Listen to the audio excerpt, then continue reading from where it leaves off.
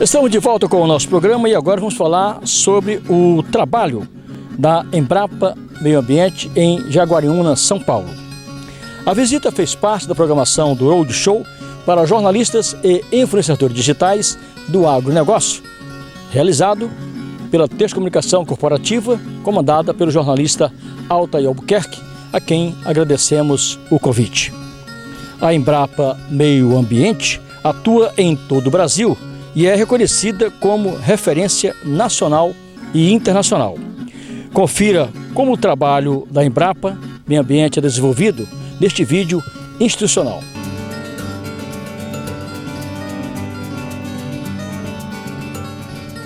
Aliar produção agrícola e preservação ambiental, consciência, inovação e comprometimento. Esse é o trabalho da Embrapa Meio Ambiente. Até 2050, a Terra vai abrigar 1/3 a mais de pessoas que a população atual. Produzir comida e energia para este novo mundo é um dos grandes desafios para o Brasil e outros países agrícolas, que terão que aumentar a produtividade de maneira equilibrada e sustentável.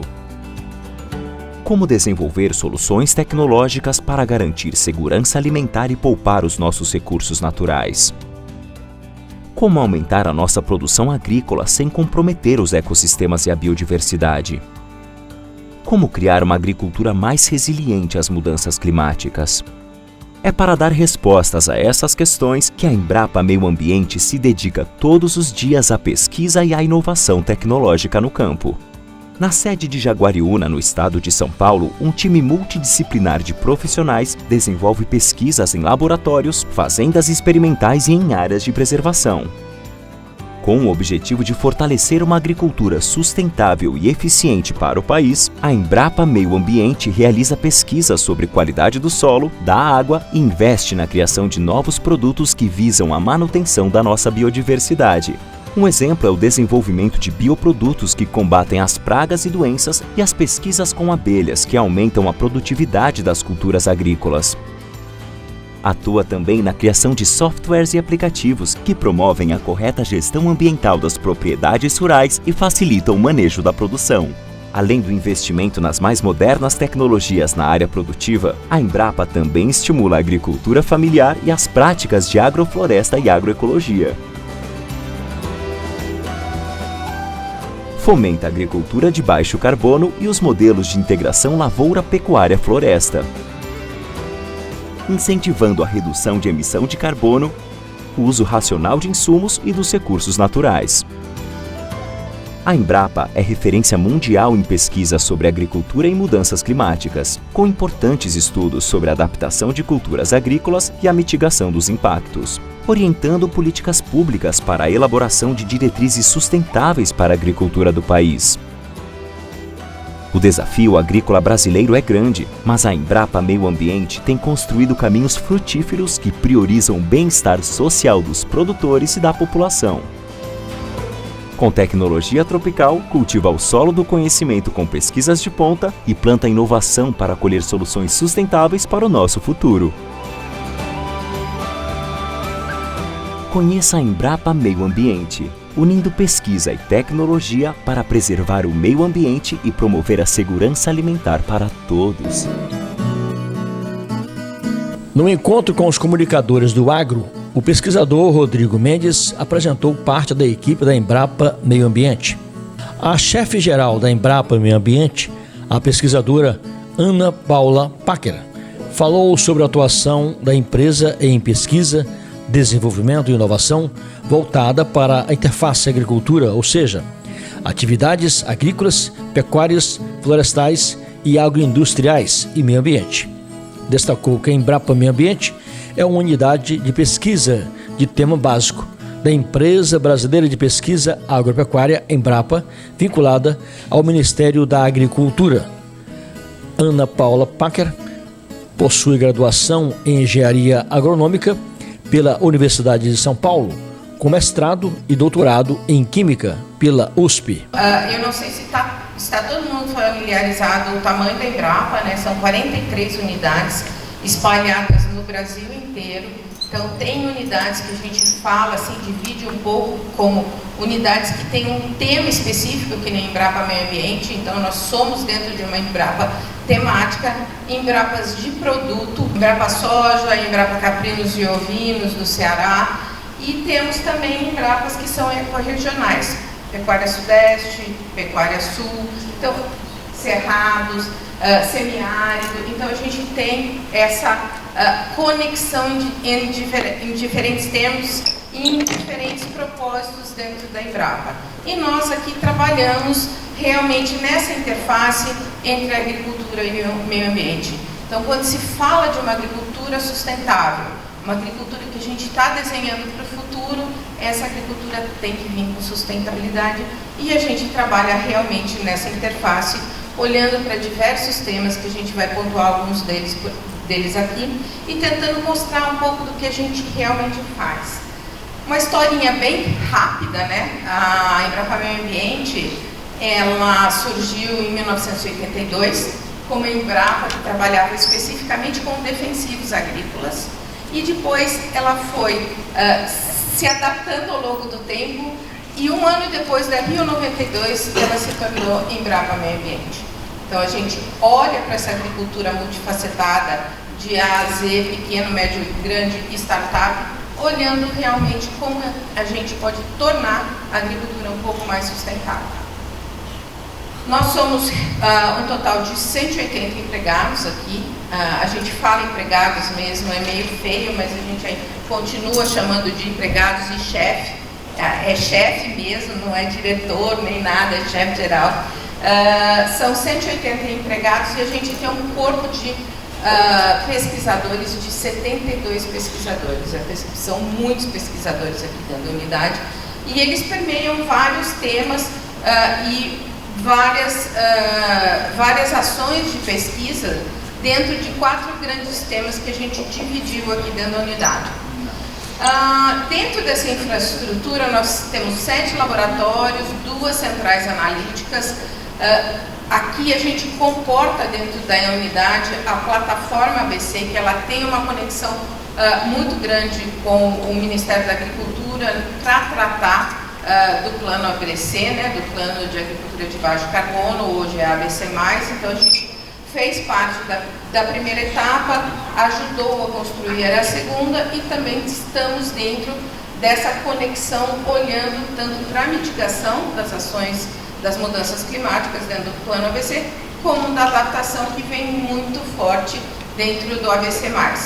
Temos uma coleção de micro-organismos, o jornalista Itamar ali atrás vai falar um pouco para vocês depois de como que essa coleção de micro-organismo ela pode se desdobrar em ciência, em bioinsumos, em toda essa transição de uma agricultura de base de combustível fóssil, né, que a gente fala, para uma transição de uma agricultura muito mais bioinsumos, bioeconomia, biocombustíveis, biofertilizantes. Então, essa transição realmente para uma agricultura com uma menor pegada de carbono. E temos o Agnest. O Agnest também vocês vão visitar, é um hub de inovação com uma configuração totalmente dos hubs, diferente dos hubs para agtechs que a gente tem no Brasil. É um Farm Lab. Então, vocês vão lá, vocês vão ter essa conversa tanto com o Casagrande como com a Janaína, que está realmente à frente dessa iniciativa aqui dentro da unidade. E isso é o que a gente tem em mente hoje. Como que a pesquisa ela tem resultados? Ela tem resultados. Em pesquisa básica mesmo, isso faz parte da nossa atividade final dentro de um centro de pesquisa. Então, pesquisa é um resultado, inovação é outra, essa conexão com o privado, seja ele de médio, grande, pequeno porte, startups, uma inovação social também que vem aí muito forte hoje em dia, e também com políticas públicas. A gente tem essa conexão também com políticas públicas. Plano ABC+, o RenovaBio, que a Nilza trabalhou bastante, a política de bioinsumos. Então, a gente tem essa conexão muito forte com políticas públicas, e se vier sem comunicação, eu acho que aí a parte de vocês Se a gente não tiver comunicação, a gente está pregando para convertidos. Falar com o pesquisador, de pesquisador para pesquisador, é muito fácil. A gente está aqui, estamos todos aqui trabalhando num olhar, né, para a pesquisa, mas se a gente não tiver vocês com a gente, isso nunca chega no setor produtivo, nunca chega para o final que a gente fala, nunca chega para o agro brasileiro. Ana Paula Packer falou sobre os desafios do agro brasileiro. E esse acho que hoje o desafio e a oportunidade da agricultura brasileira em termos tanto de cobrança como em termos de como que a gente traduz isso dentro dos 5 biomas que a gente trabalha, que a gente tem representantes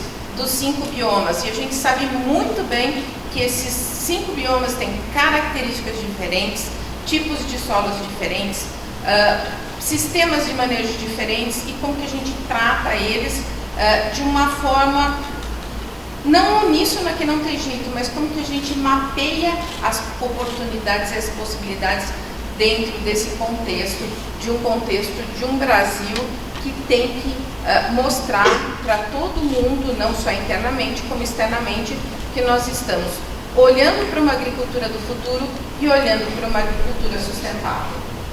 E é isso aí que a gente faz hoje, aqui dentro da Embrapa Meio Ambiente. A gente trabalha com 3 grandes temas e esses 3 grandes temas tem uma série de ações dentro deles. Então a gente trabalha com mudanças climáticas, essa é a minha área de pesquisa, então eu trabalho trabalhava, né? Hoje eu não trabalho tanto, mas com determinação de fatores de emissão, olhar sistemas de manejo mais sustentáveis, como que a gente trabalha com esse olhar de mitigação e de adaptação das mudanças climáticas. Nós temos uma área que é bem forte aqui na Embrapa Meio Ambiente, de economia verde, que entra bioprospecção, bioinsumos, biotecnologias e um monte de outras coisas que vêm realmente nesse arcabouço, olhando para controle biológico, olhando para prospecção, que o jornalista Itamar vai falar para vocês, vai explicar um pouquinho de como isso funciona. O Rodrigo trabalha nessa área.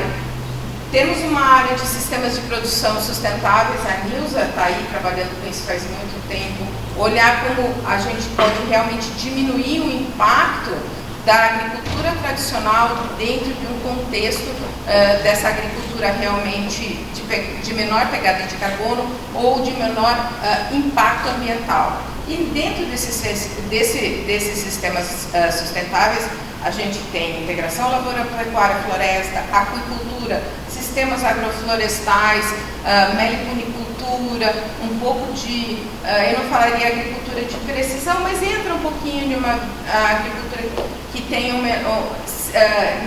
uma parte de mecanização que realmente olha para essa parte mais sustentável, e a avaliação de sustentabilidade, que entra pegada de carbono, pegada hídrica, sistemas que você olha dentro da porteira, você olha em sistemas desde o começo da produção até o final da entrega do produto ao consumidor.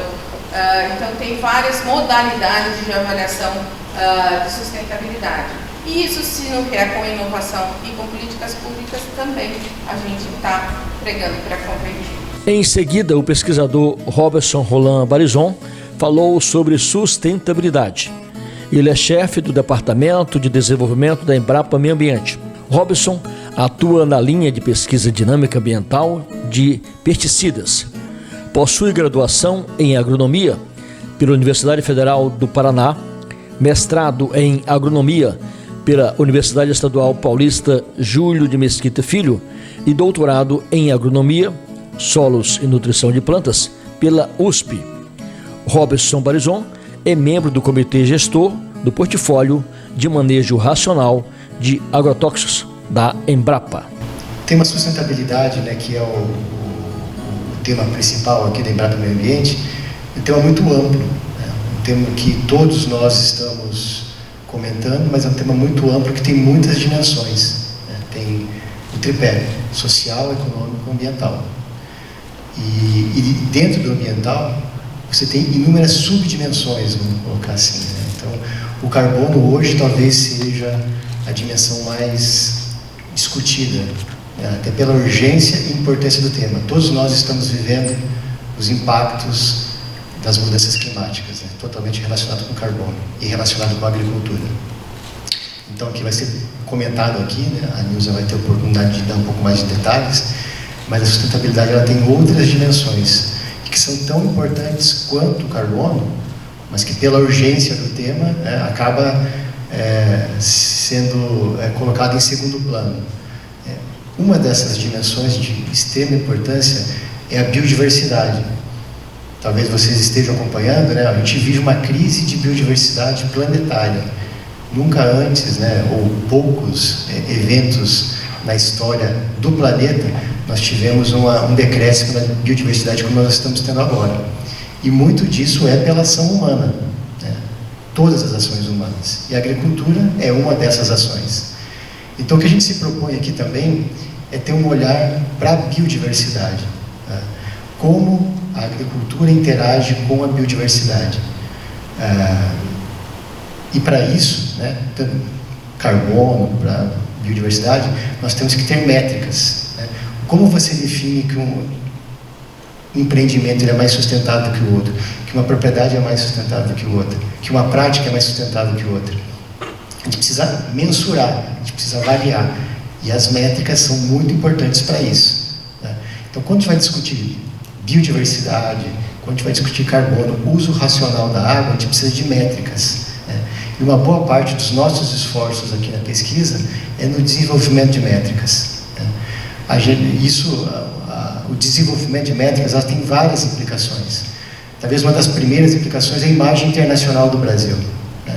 Talvez vocês já tenham até feito alguma matéria sobre isso, com certeza vocês leram sobre isso, que o Brasil é o maior consumidor de pesticidas do mundo. Né? Então, como que a gente interpreta isso? Né? Isso é um dado absoluto, mas em termos de intensidade de uso, o Brasil é um país tropical, é um país que faz sucessivas safras no mesmo ano. Como que a gente interpreta isso? Isso em termos de sustentabilidade, essa informação, ela é relevante do Brasil ser o maior consumidor absoluto, né, de pesticidas, e é um fato mesmo, né? Então, a gente precisa começar a desmembrar isso, entender essas métricas e chegar até o campo e tentar compreender como a nossa agricultura está impactando a biodiversidade. E para isso são necessárias métricas, né?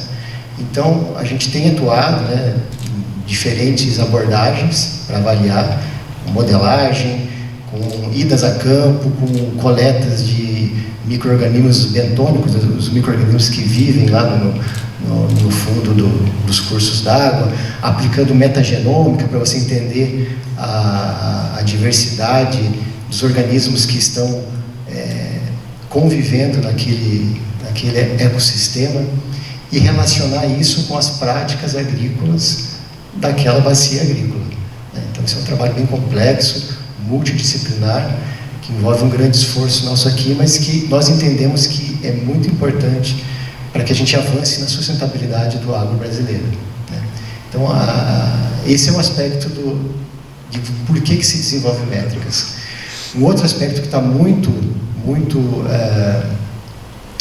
em evidência atualmente, que, como a Paula comentou, a gente tem uma atuação muito forte em política pública. Tá? E hoje tem um esforço muito grande do governo brasileiro de se estabelecer a taxonomia rural, taxonomia sustentável brasileira. O que é essa taxonomia? A taxonomia é muito usada é um termo da biologia, né? Mas ela vem sendo usada também no mundo financeiro, basicamente para estabelecer quais são os critérios que definem a sustentabilidade. Por quê? Porque o mercado financeiro inteiro está buscando isso. Eles querem apoiar empreendimentos sustentáveis, mas eles não sabem o que é sustentável. Então, a Embrapa e nós aqui também temos apoiado esse esforço do governo brasileiro para estabelecer uma métrica. Assim, quando vai chegar um projeto, né, uma propriedade rural, seja de investimento, de custeio, eles querem entender qual propriedade assim, falar que uma propriedade sustentável é algo utópico, né?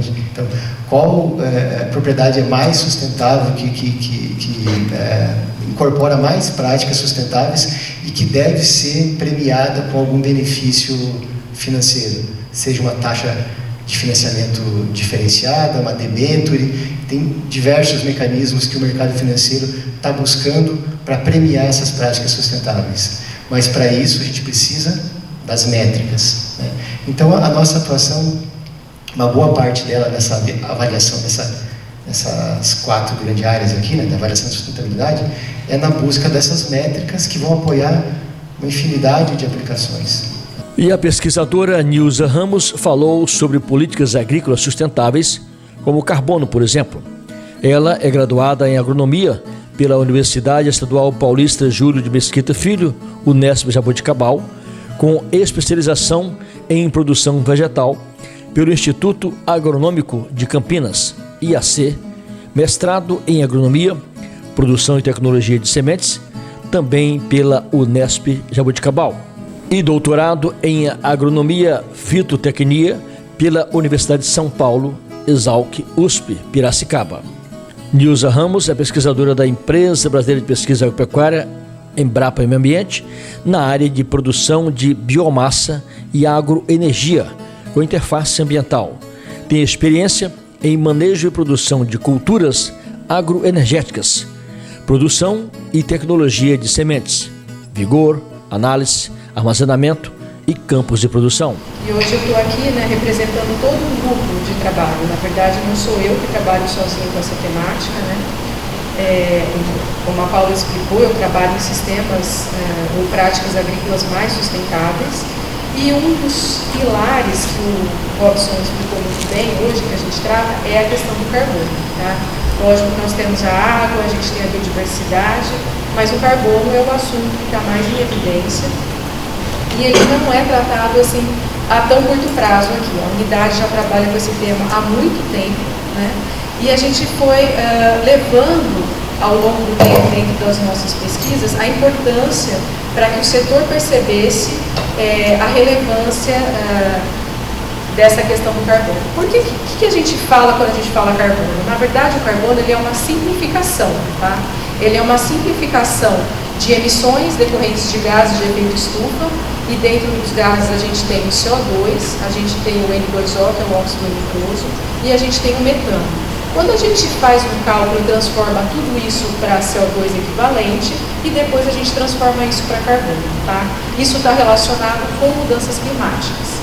Então a gente sabe que está aumentando, né, as pressões aqui pelas atividades humanas, a gente está tendo um aquecimento global, e esses são os principais gases que promovem esse aquecimento. E eles são gerados em todas as atividades que a gente tem no dia a dia, inclusive na agricultura, tá? E como que isso acontece, né? Então a gente tem 2 formas de tratar isso dentro da pesquisa. A gente pode identificar como a gente vai sequestrar de volta esses gases, que é o que a gente chama de estoques, tá?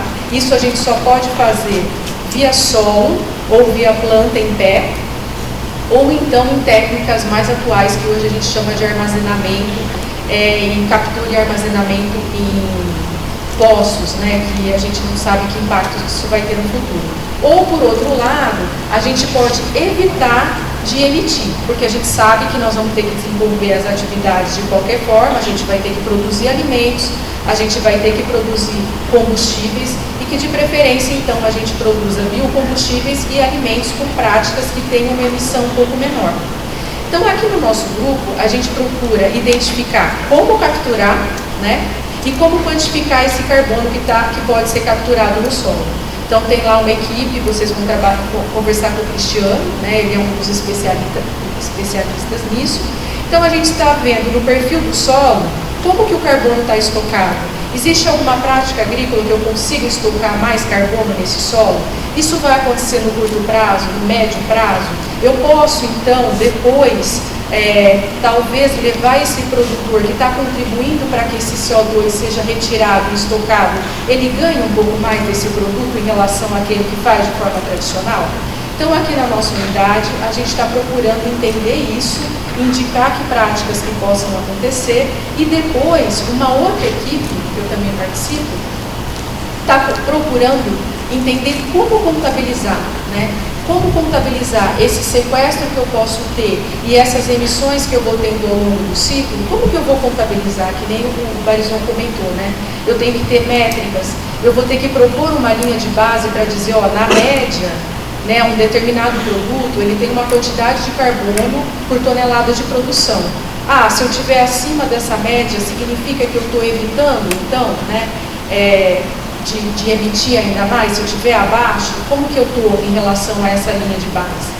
Então, a gente está propondo métodos de cálculo, calculadoras alinhadas com protocolos internacionais do IPCC, do GHG Protocol, né, e apoiando, inclusive, políticas públicas. Então, hoje a gente tem uma calculadora, por exemplo, a Renova Calc, ela tem uma contabilidade de carbono, onde a gente consegue identificar qual seria a pegada de carbono de cana, soja e milho, e depois do etanol produzido a partir da cana ou do milho e do biodiesel produzido a partir da soja, né, para que se tenham decisões de governo, por exemplo, para premiar talvez esses produtores que consigam ter uma melhor eficiência energética ambiental, que é produzir uma quantidade de energia, no caso do biocombustível, com uma menor pegada de carbono. E também estamos trabalhando junto com o setor produtivo para que essas calculadoras elas sejam disponibilizadas para produtores direto em função do produto. Por exemplo, um produtor de soja, né, a gente tem aí umas parcerias públicos-privadas para que a gente consiga fazer essa contabilidade. Para o milho, né, e vamos atuar talvez em outras culturas aí, a depender dos desdobramentos. Tá? Então é uma equipe que procura quantificar, propor quais são as práticas que podem impactar e ainda contabilizar isso. E uma coisa que nos deixa também muito felizes aqui na unidade é que essa bandeira da sustentabilidade do carbono, ela começou muito aqui com as equipes, né, em discussões sobre o que é sustentável e não, mas hoje outras unidades da Embrapa elas já estão adotando, né, no seu discurso, na sua avaliação de pesquisa, a sustentabilidade. Né? Então a gente vê uma preocupação maior em várias cadeias e várias unidades antes de propor tecnologias aí para o agricultor. Muito interessante esta visita que fizemos à sede da Embrapa Meio Ambiente em Jaguariúna, São Paulo.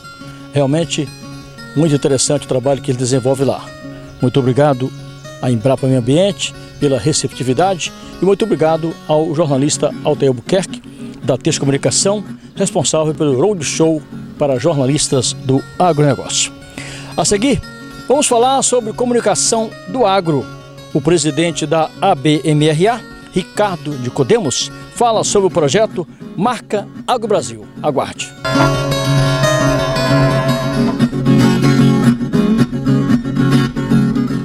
O Rio Tocantins é o maior patrimônio de Imperatriz. É o segundo maior rio do Brasil, o terceiro rio que mais gera energia em nosso país. É a quarta maior bacia hidrográfica da América do Sul. Mas toda vez que alguém joga lixo em nossas águas, o Tocantins morre mais um pouco. Preservar o nosso rio é preservar a vida, é preservar a nossa história. Temos que salvar o Rio Tocantins. Prefeitura de Imperatriz.